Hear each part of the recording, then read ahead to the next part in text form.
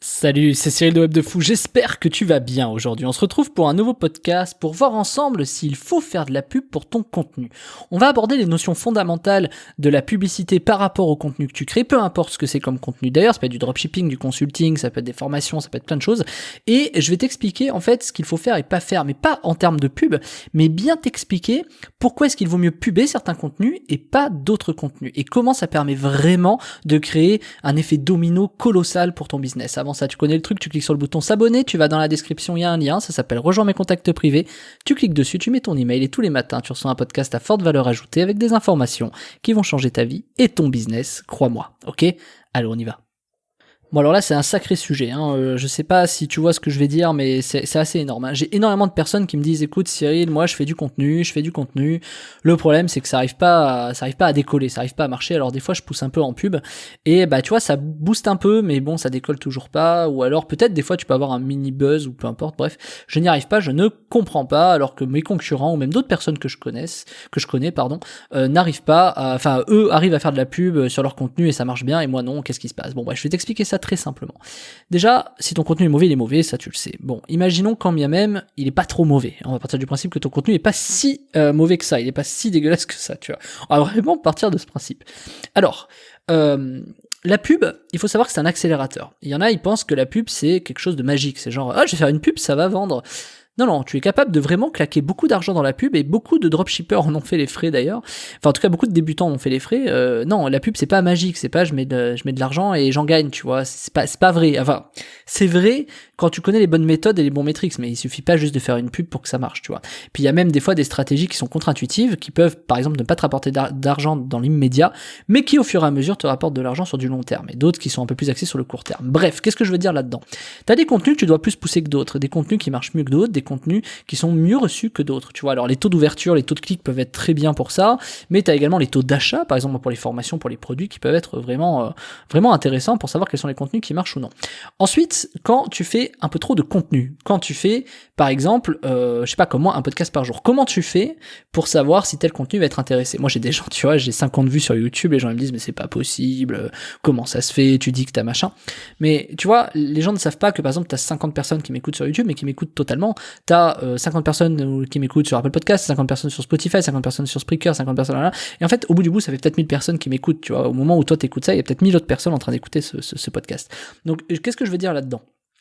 Quel contenu tu dois créer? Ouah, j'ai fait un bruit chelou, excuse-moi. Quel contenu je savais même pas que j'étais capable de faire ça avec ma bouche. Quel contenu je dois créer pertinent pour la pub? La pub, c'est censé créer une attention. T'es censé avoir une attention quand t'as du contenu. Donc t'as un contenu, on va dire que ton contenu c'est quelque chose que tu vas faire découvrir. Et donc pour que les gens le découvrent, il faut absolument qu'au départ tu crées une attention. Une attention, ça peut être de la curiosité. Tu peux créer une émotion. Ça peut être par exemple quelque chose d'intéressant ou une curiosité. Tu sais le truc de les 7 méthodes pour machin. Tu devineras jamais que la 4e bidule. Et ben ça c'est des trucs qui permettent vraiment d'aller vers ton contenu. Les sites de buzz, tu vois, sont très intéressants à étudier puisque les sites de buzz, ils sont capables de transformer un article lambda en un truc dramatique et faire une pub dessus pour que t'ailles cliquer, et tu vois, c'est quand même un truc de dingue. Donc ça c'est très intéressant à étudier quand tu veux vraiment accrocher l'attention. Tout ce qui est closer, voici, moi c'est des magazines que je déteste, probablement que toi tu les regardes pas, mais par contre je les adore et je les kiffe ces magazines pour justement étudier ça.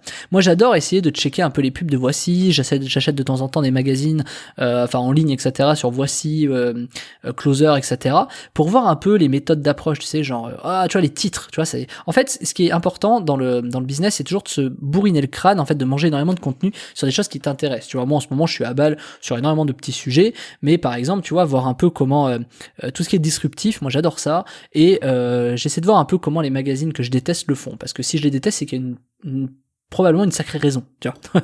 Donc du coup, c'est intéressant, tu vas toujours se remettre en question, etc. Bref. Donc, en quoi ça répond à la question de faut-il faire de la pub pour ton contenu? En fait, la pub, à partir du moment où tu comprends que c'est un accélérateur, tu peux, si t'as un moteur de 2 chevaux, tu peux appuyer à fond sur le champignon, t'iras pas à 200, quoi, tu vois. Par contre, si t'as une Lambo, tu appuies sur le champi, bon déjà tu vas t'encastrer dans le mur, mais en tout cas tu vas monter à 100 en 2 secondes. Donc en fait, le vrai sujet c'est, finalement t'as fait la même action, tu vois. C'est-à-dire, en gros t'as appuyé sur l'accélérateur, en gros t'as fait de la pub. Pour il y en a une qui va aller tout de suite très très haut, haut et une qui va rester en bas.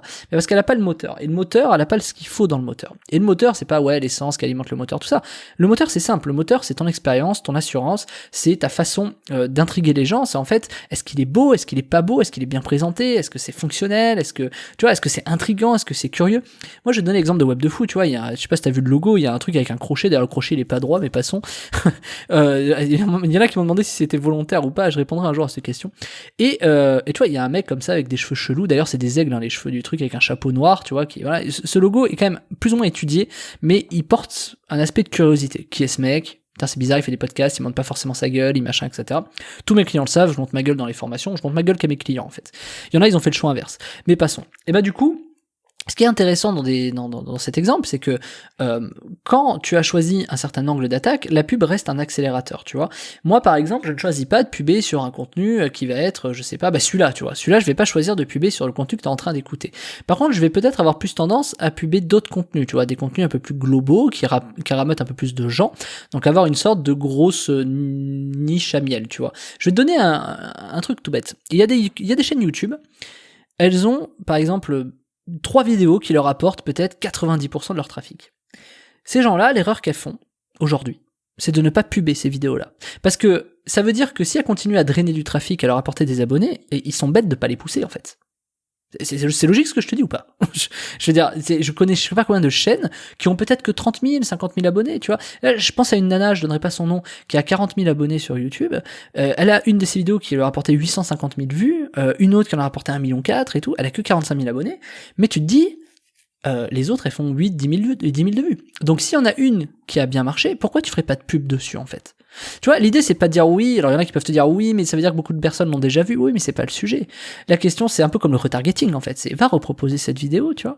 Finalement, si c'est intéressant, c'est qu'il y a des gens qui sont très intéressés par ça. Upload ta vidéo en pub, va faire du YouTube Ads, et vas-y, va voir ce que ça donne, et tu vas gagner des abonnés. Alors est-ce que les gens sont prêts à gaspiller de l'argent pour ça? Je sais pas. Mais si t'as un produit à vendre derrière, t'imagines la puissance. Je sais qu'un abonné, moi YouTube aujourd'hui en faisant de la pub, alors pas sur ma chaîne, parce que moi je gère pas ça comme ça sur ma chaîne, je m'en fiche un peu, mais sur la chaîne de mes clients, un abonné YouTube me rapporte coûte à peu près 30 centimes, entre 27 et 40 centimes, allez, pour pas te mentir, voilà, au max 0,42, mais au minimum 0,25, voilà. Donc c'est vraiment entre les deux, allez, 0,35 je coupe la part en deux, ça coûte 0,35 d'avoir un abonné YouTube. Alors quand tu sais que 100 abonnés YouTube, ça te rapporte 10 vues, tu peux finalement calculer combien te coûte une personne, un vu, etc. Donc du coup, ce qui est intéressant, c'est plutôt de te dire quelle est ma stratégie qui est derrière, tu vois, parce que clairement, si t'arrives et que tu te dis oui, je vais gagner des vues, voilà, bon bah y a pas trop d'intérêt, donc tu vas gaspiller ta thune. Mais si tu boostes les bonnes vidéos qui marchent super bien pour ta chaîne, celles qui te rapportent le plus d'abonnés. Moi, par exemple sur YouTube, je sais quelles sont les vidéos qui me rapportent le plus d'abonnés. Ces vidéos-là, je pourrais les puber, tu vois. D'ailleurs, ce sera le prochain truc. Il faudra que je les pube. Donc, c'est intéressant de prendre ça comme un environnement de test, tu vois. Donc, est-ce qu'il faut puber sur ton contenu? Oui, quand tu sais quels sont les bons contenus à puber. Le problème, c'est qu'au début, tu le sais pas. Donc, c'est pour ça que c'est intéressant d'être sur beaucoup de plateformes, tu vois, comme Apple Podcasts, YouTube, etc. Et tu seras surpris ou pas. Ce que je vais te dire, il y en a qui fonctionnent très très bien sur certains types de plateformes et d'autres qui ne fonctionnent pas bien sur certains types de plateformes. La raison c'est quoi? C'est que la mise en avant des titres ou de la présentation n'est pas la même. Mais en vérité, si ça marche sur une plateforme, ça marche globalement sur toutes les plateformes. Encore faut-il, et c'est là où je mets il y a quand même un petit bémol, encore faut-il savoir le mettre bien en avant. Parce que il y en a qui peuvent faire l'erreur de croire qu'un contenu est bon quelque part, mais qui en fait ne l'est pas. Et je sais pas, par exemple, tu vois, tu peux avoir 10 000 vues sur une vidéo, mais si ta watch time elle est de 40 secondes, pas vraiment trop d'intérêt, tu vois. Les vues, clairement, ça se truque un peu, tu vois. Enfin, franchement, voilà. Mais donc en fait, il faut que tu arrives à trouver ton équation entre watch time ou temps d'écoute ou ce que tu veux, quand listen time, je sais même pas comment on dit. Tu vois, il faut que tu arrives à trouver ton équation entre ça pour sortir ton top 3, ton top 4 des contenus qui fonctionnent bien, pour justement aller les pousser. Et tu vas voir que l'avantage de, tu vois, c'est vraiment trop sous-estimé, mais l'avantage de payer un peu pour ça, c'est que ça va permettre d'accumuler beaucoup de données, mais surtout ça va te motiver. Ça va te motiver parce que tu vas avoir de plus en plus de gens qui vont t'écouter. Tu vas juste mettre 10 balles par jour, c'est énorme 10 balles par jour, mais mettre un peu d'argent, ça va montrer que ton contenu intéresse ou pas, tu vois. Et là, tu vas commencer à te poser les bonnes questions. Tu vas commencer à te dire, oui, ici ça fonctionne mieux, ici ça fonctionne moins bien, et en fait, tu vas gagner énormément de temps. L'argent achète le temps, ça faut jamais l'oublier. Donc du coup, ça va aussi acheter ta motivation quelque part. Parce qu'il y a rien de pire que de faire 10 000 contenus, que t'aies que 10 vues, et de te dire, c'est de la merde, tu vois. D'ailleurs, il y en a beaucoup qui me posent la question, mais Cyril, comment tu fais pour tenir? T'as que 30 vues sur YouTube, et comment ça se fait que tu fais autant de podcasts, tu vois. Et d'ailleurs, c'est ça qui est un peu bizarre pour les gens, d'ailleurs c'est disruptif, les gens se disent mais je comprends pas, il a 30 vues, pourquoi le mec il se fait chier à continuer à faire des trucs comme ça? Comme si d'ailleurs la vue conditionnait ce que j'avais envie de faire ou conditionnait le chiffre d'affaires des gens, tu vois, pas du tout d'ailleurs, heureusement. Mais c'est pour te dire vraiment qu'il y a des choses comme ça où les gens réfléchissent vraiment de travers. Et donc la vraie question c'est est-ce que toi, si tu veux publier ton contenu, tu réfléchis de la bonne façon? C'est aussi bête que ça. Si tu regardes que les vues, ça va pas être intéressant. Si tu regardes que les abonnés, ça va pas être intéressant. Si tu regardes que le chiffre d'affaires, c'est pas intéressant. Donc pose-toi la question de ce que tu veux et mets de la pub sur ton contenu, en tout cas sur ce qui marche, en fonction de ton objectif. Moi, j'ai des podcasts qui ont pas forcément beaucoup de vues, ni beaucoup d'écoutes, mais c'est ceux qui m'ont le plus rapporté. C'est pas forcément ceux qui sont le plus écoutés ou les plus vus qui rapportent le plus. Et ça, faut pas l'oublier. Donc réfléchis bien à ça, regarde bien comment ça se passe, et même si t'as pas de produit, essaie de maîtriser en mettant peut-être un lien d'email pour voir s'il y a beaucoup de gens qui s'inscrivent sur telle ou telle chose, etc., etc., etc. Trouve-toi tes propres métriques, tes propres statistiques, tes propres analyses pour voir ce qu'il faut que tu fasses ou non. Et forcément, une fois que tu as ça, le vrai sujet, c'est que derrière, il faut que tu arrives à rendre les gens intéressés par ton contenu, donc les rendre accros. Et pour ça, rendre accros les gens, c'est des méthodes qui sont prouvées depuis des années et qui fonctionnent de manière colossale, en tout cas pour moi, c'est comme ça que j'ai attiré des milliers, des centaines de milliers d'emails dans ma base de données, c'est parce que j'ai réussi à créer du contenu qui rend accro, et c'est la formation de la semaine, c'est celle que je te propose. Comment créer du contenu qui rend accro, c'est dans la description, tu vas apprendre tout ce que j'ai fait pour créer des choses qui rendent accro, que ce soit des podcasts. Pourquoi en fait est-ce qu'à chaque fois que je lance des pubs, des podcasts, des emails, moi on me dit, je te l'ai dit franchement, on me dit tes mails de vente ils sont trop bien, tes podcasts ils sont trop bien, tes formations elles sont trop bien. Moi je fais de l'email, mes emails après dans mes autres activités on me dit ouais c'est trop bien, etc. Donc en fait pourquoi? Est-ce que je suis vraiment un magicien? Non, je suis pas du tout un magicien. Qu'est-ce que j'ai? J'ai des fonctionnements, j'ai des trames qui marchent, et ces trames là, au-delà des trames, les façons, je vais tout te montrer dans la formation.